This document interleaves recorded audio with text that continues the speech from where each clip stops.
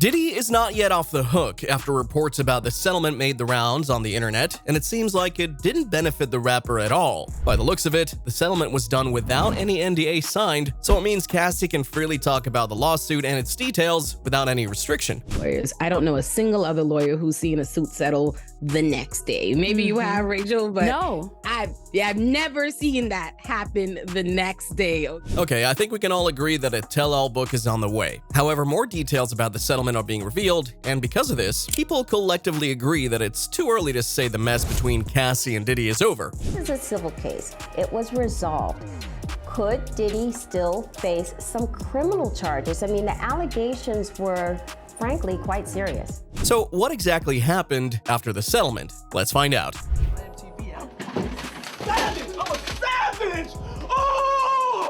After the whirlwind of emotions last week, the Diddy and Cassie drama is still far from over after more details about the settlement that happened between the two parties were made public. To give you a brief recap, Cassie filed a lawsuit against her ex-boyfriend Diddy and accused the rapper and record label owner of very serious allegations, including abuse, among others. And yes, she was very detailed about it and didn't leave anything behind. Her 35-page lawsuit was so detailed that a trigger warning was even included just to give anyone who was going to read it sort of an idea of what they're about to process.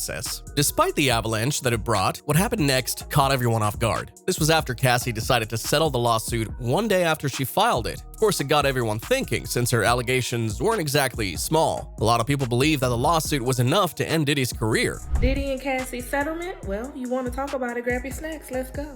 Now, I was supposed to be coming to you guys with part 2 of the 35-page lawsuit, but wow, what a difference a day makes. Others were a little disappointed, since it's not every day you see someone finally speaking out against Diddy, and when someone prominent finally took the courage to expose him, it didn't last long. However, it seems like Cassie had everything planned out, and if you take a moment and thoroughly read her complaint, you'll realize how brilliant her lawyers were. Why? Well, in case you didn't know, Cassie sued not only Diddy, but also his corporations. At the same time, Cassie sued in the capacity of an employee who was working under those corporations, which means Diddy isn't the only one who has a say on the matter, because this time other people got involved. If we get a little technical about it, Cassie's lawsuit triggered 2 policies, one of which involves commercial liability insurance, and the other is called directors and officers. And as we all know, Diddy is the director of these companies. This means he doesn't have any ability to decide whether he wants to pay the big bucks and settle or ignore Cassie's lawsuit, since other people, such as the officers in these organizations and corporations, will have a say in what they're going to do next to protect their assets and whatnot.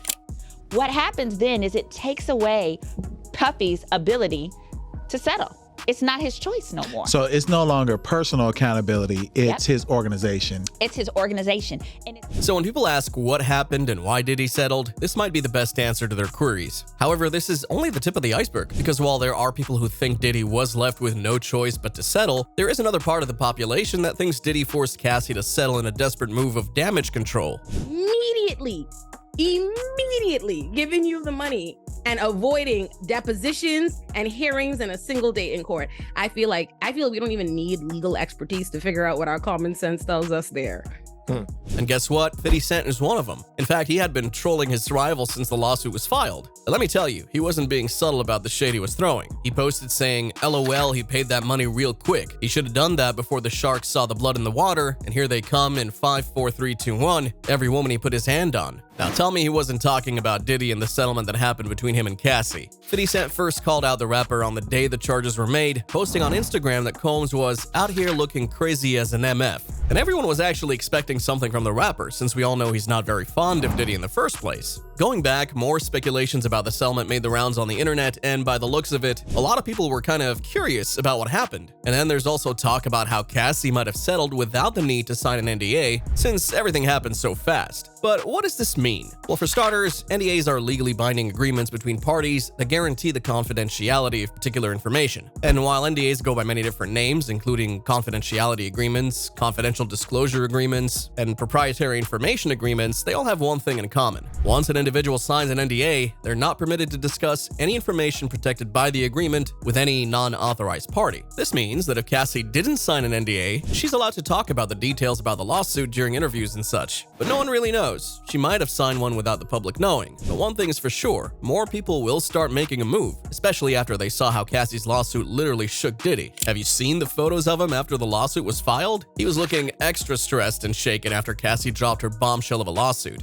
And to prove this point, 2 other women filed their respective lawsuits against Diddy. While he thought he could finally take it slow after paying up, he had 2 more women accusing him of very horrible things. And from the looks of it, they're not backing down. In one of the complaints brought by a particular Jane Doe, the duo was accused of taking turns raping an anonymous woman and a friend more than 30 years ago. However, this isn't the end of the story, because more heinous details were revealed in the rapper's complaint. This was after Jane Doe claimed to have met Hall and Diddy at an MCA Records event in New York City while out with a friend. According to the lawsuit, after forcing the victims to consume alcohol, they were transported to Hall's apartment and coerced into having phones. Jane Doe stated at one point that Aaron entered the room and forced her to have intercourse with him after she'd fallen asleep, leaving her frightened even years later. Worse, her companion went through the same ordeal at the hands of Diddy and his pals. As a result, an earlier interview with Aaron went viral on the internet, in which he made disturbing remarks that could be linked to the victim's accusation. This is out there from Jamie Foxx to like Denzel Washington to whoever. Everybody know me. Yeah. So everybody know if I say it to death. Like, you feel me? Yeah. So niggas can't say nothing about it. Them square ass niggas, them precious cake little dick niggas. Yeah. I like for them niggas to see how I like if you speak to Jodeci or Puffy or any of them niggas, they been at my house, they all see me fuck. And by the looks of it, her charges carry more weight than imagined and may be enough to land Diddy in jail. However, if the Jane Doe case is resolved, another complaint will be filed against the rapper. This time, a woman named Joy Dickerson Neal filed a complaint in New York State Court, alleging that Diddy drugged and sexually abused her while she was a student at Syracuse University in 1991. And guess what? She filed the case on Thanksgiving, which most likely caught Diddy off guard. She claims she met Combs through common acquaintances and that the 2 of them appeared in the music video for the song Straight from the Soul, which was performed by Finesse and Sinquis. But here's where things turn a little dark. According to the records, Diddy reportedly took Joy out to supper at a posh restaurant. Take note that she was hesitant to go with the rapper, but was forced to since Diddy is such a huge name in the industry. But things took a turn for the worse when Joy accuses Diddy of sneaking narcotics into her drink, talked about how she excused herself and went to the restroom. When she returned and completed the dinner, she began to feel strange. Imagine if these 2 ladies wouldn't be required to sign an NDA, as in case Diddy tried to settle. Are we really going to witness Diddy going down? Well, fans have a mixed reaction to the situation. Just like this fan who wrote, "Settlement or not, all Diddy's laundry is airing out. It's like Cassie gave the green light, and now everyone is coming out of the woods to tell their story. Cassie didn't just accept a settlement. She's taking him down via social media by association." While another said, Diddy has all the money in the world to fight Cassie's lawsuit. If you're a billionaire accused of heinous crimes, and the person has no way of proving it in court, you don't settle the suit the next day. People saying they don't believe her wouldn't believe it if she won a trial. Well, that's interesting. Because of this, tons of fans think that the settlement was kind of sus. But at the end of the day, it still happened. And while there are also rumors that no NDA was signed, these speculations remain as such until confirmed. But how about you? Do you think Cassie signed an NDA? Let us know in the comments below. Also, make sure to give this a like and subscribe for more celeb news.